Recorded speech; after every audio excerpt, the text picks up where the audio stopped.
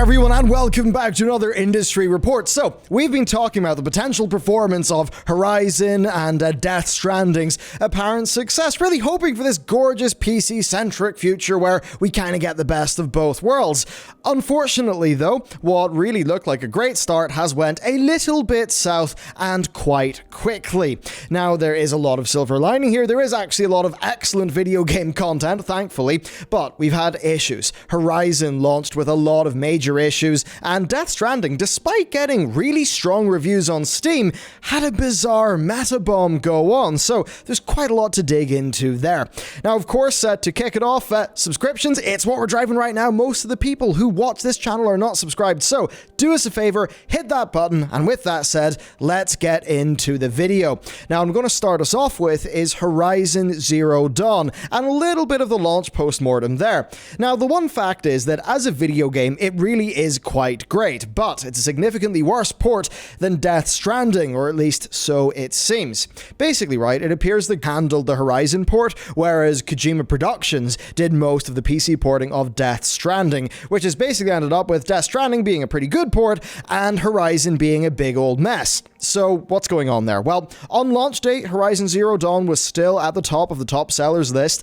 That was, of course, despite Digital Foundry basically nailing the port into the ground, but of course you would expect that. It's not like everyone who's going to buy the game is going to watch the Digital Foundry video first.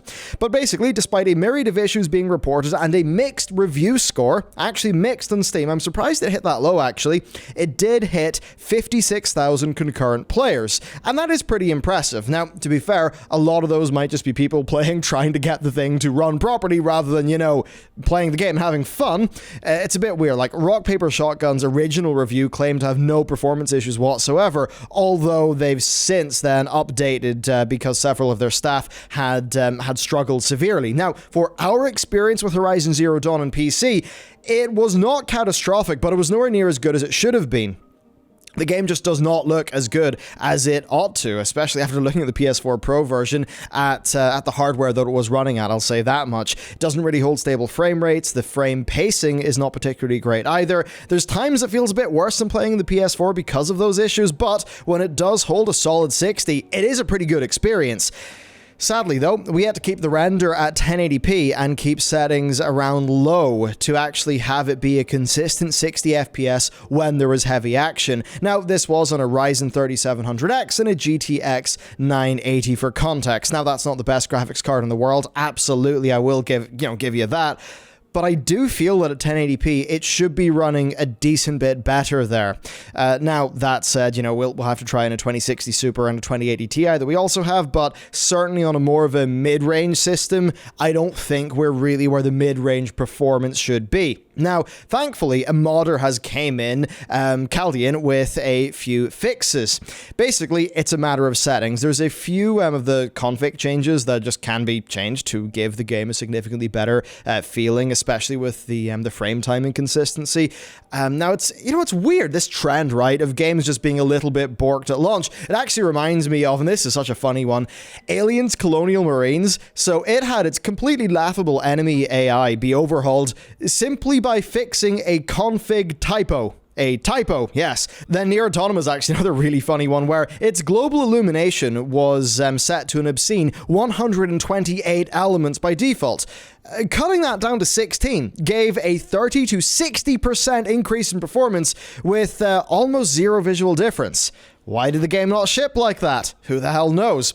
Sadly, though, not everything can be fixed by tweaks and mods. One of the worst bugs in Horizon is actually a core element of gameplay that just does not work for some people, including us. So there's a few skills in the game that slow down time while you're aiming, jumping, or sliding. Now, that makes a lot of sense, because in this game, combat is centered around hitting weak points and enemies to do significantly more damage, and certainly if you're aiming a bow with a game controller, you're going to want that slowed down time, and certainly in a PS4 it does work quite well.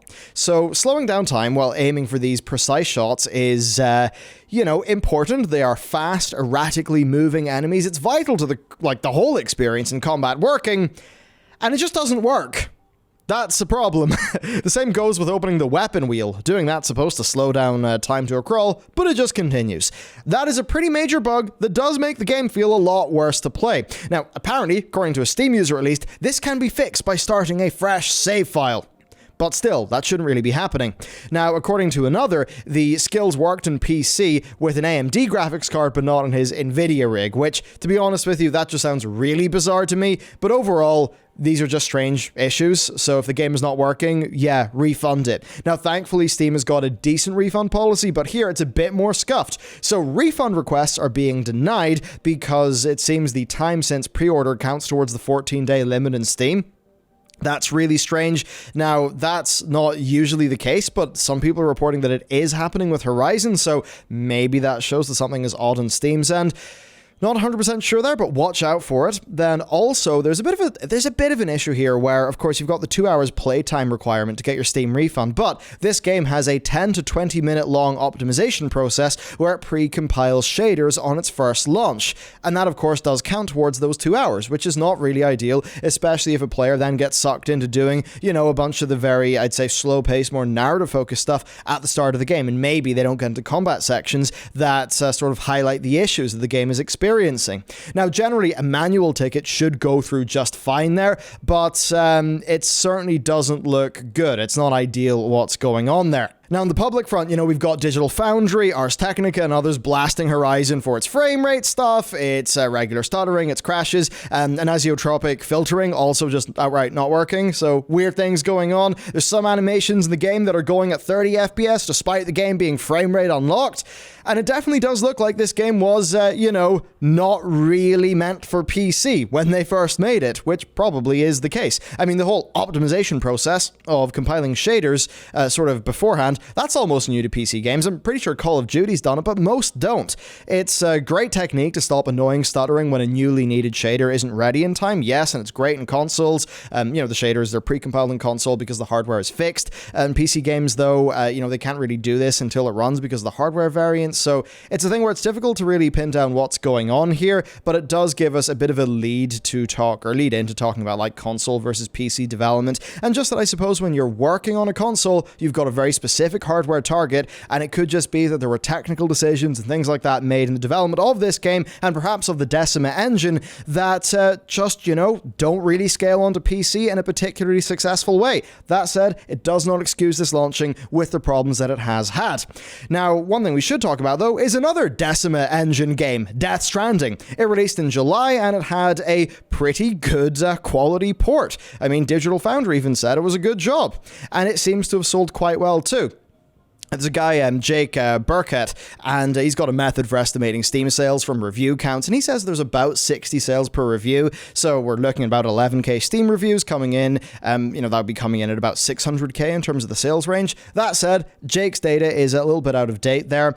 Death Stranding is a game that I think people have strong opinions on, so it could be that people there would be more likely to review, but still, it seems like it did actually sell pretty decently. Not groundbreaking, but, pretty good, right? A bunch more sales in for them. So overall, Kojima Productions ended up getting a 94% positive on Steam, which is, of course, very well rated. Across the board, it was lauded for having an excellent port. Digital Foundry heaped on praise for the performance, although they did take it down a little bit of a peg for lacking scalability via options. But generally, you'd think, all sounds good port, highly rated game in Steam, and then you look at Metacritic and you're like, what's going on there? Because it's down to a 4.5 with about 1,800 ratings, and it doesn't seem like it's been bombed as far as we can tell. It seems like there's just a bunch of negative ratings for people who don't seem to like the game there. So what's with this disparity between Metacritic and Steam? Well, I think there's the most obvious. People in Metacritic could just be memeing, bullshitting, doing that.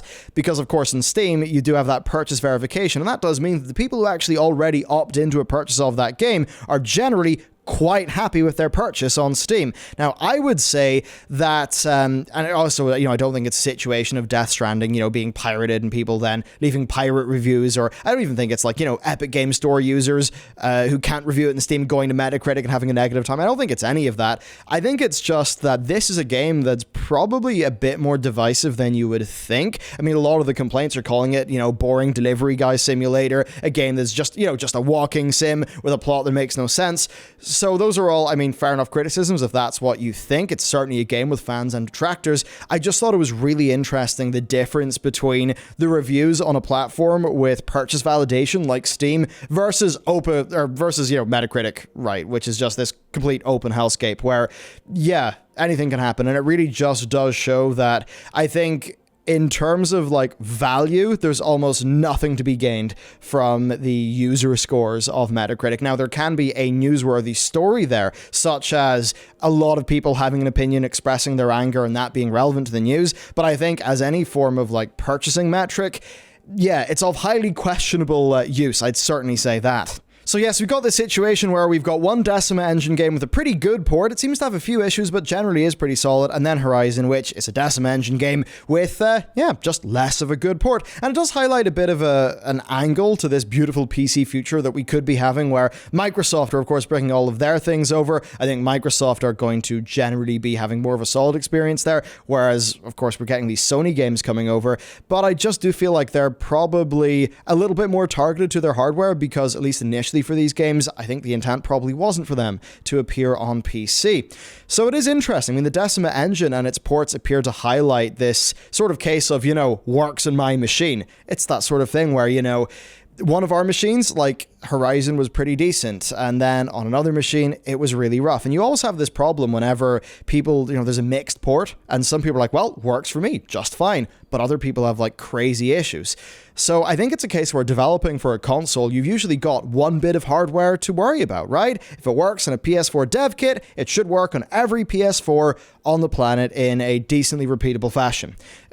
Performance might differ between the PS4 and the PS4 Pro, yes, but it should be fine on both. And that's less the case in PC, right? There's just more variance between CPU core count, memory type, speed, drive latency, PCIe bandwidth. And that's the latter there. PCIe bandwidth is something which Digital Foundry's Alex claims is really important to Horizon Zero Dawn's 4K performance on PC. And these are basically all like things that are set in stone on console. So, when Guerrilla and Insomniac and Naughty Dog are doing what they're doing, they know exactly the hardware it's going for. So it is easy to sort of forget that in many ways, PCs are designed to do everything.